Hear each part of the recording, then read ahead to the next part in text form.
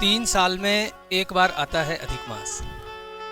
अधिक मास यानी कि पुरुषोत्तम मास, जो इस बार 17 मई से 15 जून पर्यंत तक रहने वाला है। इस महीने में क्या करना चाहिए और क्या नहीं करना चाहिए, ये बहुत ज़्यादा महत्वपूर्ण है, क्योंकि इस महीने में हम जो भी कर्म करेंगे, फिर चाहे वो पाप कर्म हो या फिर वो पुण्य कर्म हो, उसका जो फल है वो हमें अधिक मिलेगा।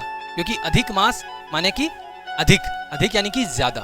यदि आप पाप कर्म करेंगे तो उसका जो फल आएगा वो भी आपको अधिक मिलेगा, और यदि आप पुण्य कर्म करेंगे और उसका जो फल आएगा वो भी आपको अधिक मिलेगा। और पाप और पुण्य के अलावा यदि आप कोई भक्ति कर्म करेंगे तो उसका जो फल मिलेगा वो भी आपको अधिक मिलेगा। इसलिए हमें क्या करना चाहिए और क्या नहीं करना चाहिए, इसके ऊपर हमें जो है वो थोड़ा सा प्रकाश डालना चाहिए। साधु संतों महापुरुषों की शरण में जाकर के पूछना चाहिए।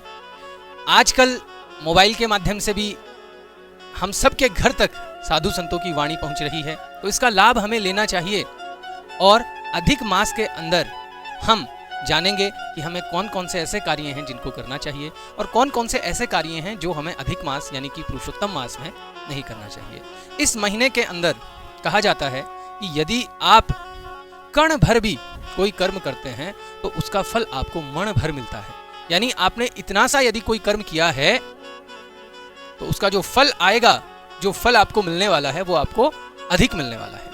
अब आप यदि कोई पाप कर्म इस महीने में करेंगे तो उसका फल भी आपको अधिक मिलेगा, और इस महीने में यदि आप कोई पुण्य कर्म करेंगे तो उसका फल भी आपको अधिक मिलेगा। तो अब आपको ये पता करना है कि पाप कर्म कौन कौन से हैं। जैसे एक गलती तो आप भूल के भी मत करना।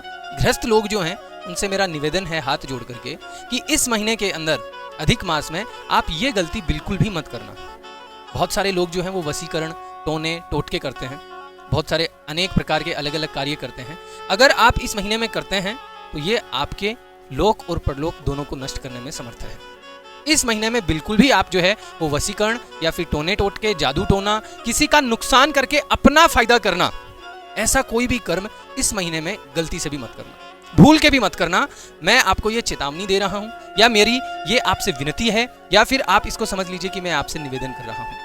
अगर आप मुझसे उम्र में कम हैं तो अपना बड़ा भाई समझ करके जो है वो इस निवेदन को स्वीकार कीजिए। उम्र में मुझसे बड़े हैं तो आप छोटा भाई समझ करके जो इस निवेदन को स्वीकार कीजिए।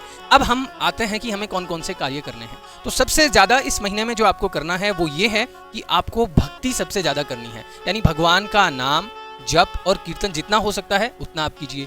दूसरा, आप जितना दान कर सकते हैं अपने सामर्थ्य के अनुसार, और दान भी किसको करना है, जो योग्य है उसको आपको दान करना चाहिए। तीसरा जो है वो आप कोई व्रत कर सकते हैं, एकादशी का व्रत कर सकते हैं, लेकिन ध्यान रहे कि एकादशी यदि आप पहले से करते आए हैं तो ही आपको एकादशी करनी है, अन्यथा इस महीने से आपको एकादशी जो है वो प्रारंभ नहीं करनी है। इस बात का आप ध्यान रखिएगा। चौथा जो है वो आप क्या कर सकते हैं, अगर आप भगवान को दीप दान करेंगे तो 12 महीने में जो दीपदान आपने किए हैं उसका फल आपको इस एक महीने में मिल जाएगा। इसलिए इस महीने में सुबह शाम रोज आपको दीपदान करना है, भगवान को दीपक दिखाना है, तुलसी के पेड़ में, तुलसी के पास में आपको दीपक को रखना है। क्या नहीं करना है, तो इस महीने में विवाह नहीं किए जाते हैं, इस महीने में कोई भी ऐसा कार्य, नए वस्त्र नहीं खरीदे जाते हैं, यानी जिसकी शुरुआत होती है वो हम नहीं कर सकते।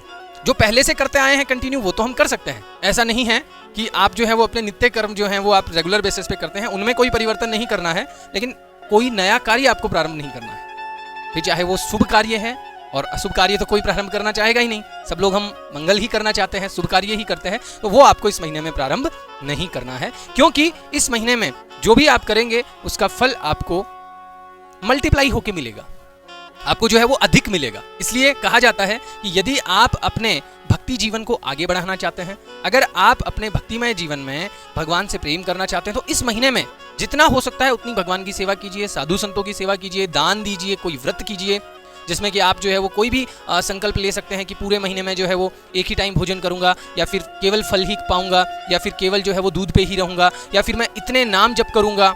इस प्रकार के संकल्प आप इस महीने में ले सकते हैं जिनका आपको बहुत अधिक फायदा मिलने वाला है। बाकी दीपदान आपको करना है, दान आपको करना है, और कोई भी ऐसा कार्य नहीं करना है जिसमें दूसरे का नुकसान हो और स्वयं का फायदा हो। ऐसा कोई भी कार्य इसमें इस मास में नहीं करना है। कोई भी पाप कर्म आपको नहीं करना है। हो सके तो ब्रह्मचर्य का पालन कीजिए इस महीने में, बहुत अच्छा रहेगा आप सबके लिए। बाकी किसी की निंदा नहीं करनी है, किसी में दोष नहीं देखने हैं और अपनी भक्ति को रेगुलर बेसिस पे सुचारू रूप से करते रहना है।